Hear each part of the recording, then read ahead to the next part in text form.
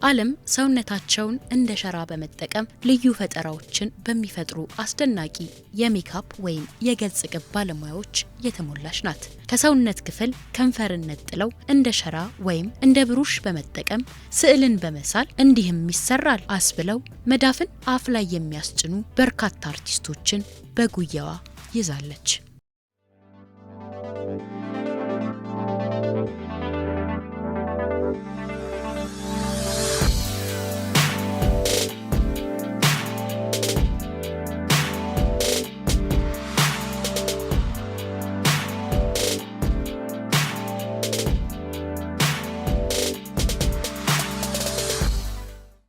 የ40 ዓመቷ የእድሜ ባለጸጋ የሆነችው ሜሪላንዳዊ ራያን ኬሊ የከንፈር ጥበብ የሙሉ ጊዜ አርቲስትና የፍሪላንስ ፕሮፌሽናል ሜካፕ ኩባንያ ባለቤት ናት።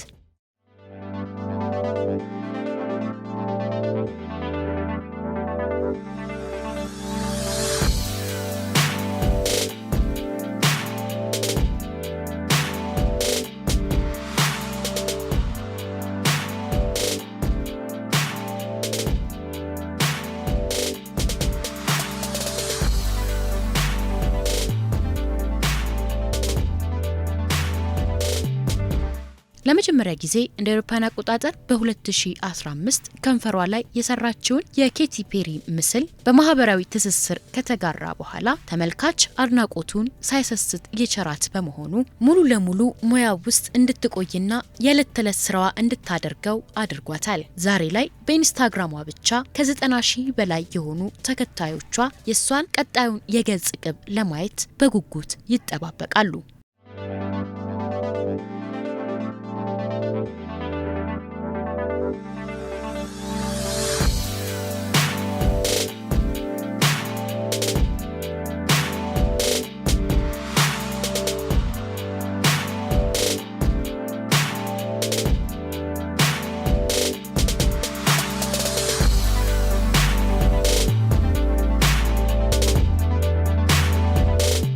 አንድን ስራ ከንፈሯ ላይ ከመሳሏ በፊት ስለምትሰራው ስራ በጥልቀት ማሰብና መረጃዎችን መመልከት ግድ ይላታል። አንድ ሰዓሊ ሸራውን ወጥሮ ቀለማትን አሰባጥሮ አእምሮው ላይ የተጸነሰውን ሐሳብ በብሩሽ በቀለምና በሸራው ህብር እንደሚተርከው ሁሉ ራያን ከንፈሯ ላይ ማስፈር የፈለገችውን ሐሳብ ዳራውን ከመሳል ትጀምራለች። ይህ ስራዋ እንደ ቀልድ 7 ሰዓታትን ሊፈጅባት ይችላል። ታዲያ አንድን የከንፈር ስዕል ስላ እስክትጨርስ ድረስ ምንም አይነት ምግብ ሆነ መጠጥ መቅመስ አትችልም።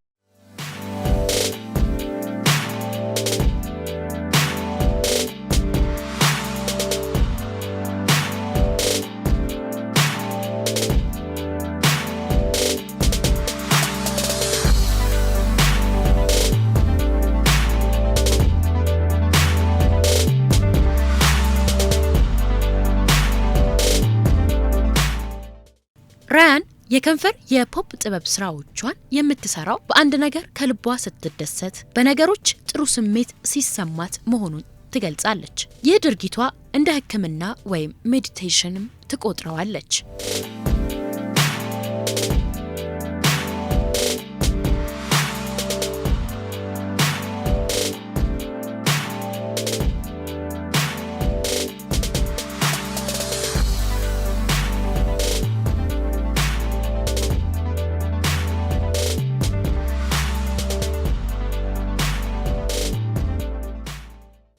በስራዎቿ ከታዋቂና ተጽዕኖ ፈጣሪ ግለሰቦች ምስል ባሻገር የተለያዩ ከፍተኛ አድናቆትንና ምልከታን ያተረፉ የፊልም ፖስተሮችን እንዲሁም ዓለም ላይ ታዋቂ ሰዓሊያን የሳሏቸው ተጽዕኖ ፈጣሪ የሆኑ ስዕሎችንና የተለያዩ ማስታወቂያዎችን ትሰራለች።